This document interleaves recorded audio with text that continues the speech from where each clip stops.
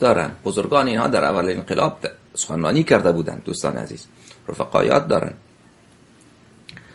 که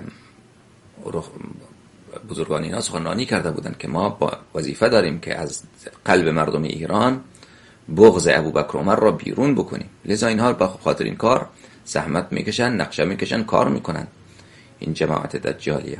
و اینقدر من بارها خدمت شما نگفتم دوستان عزیز، یاد دارید یا نه، اینقدر به تشیع که در این 30 سال ضربه وارد شده بعد از شهادت امام حسن عسکری علیه السلام، از اون زمان تا به امروز همچین ضربه‌ای وارد نشده.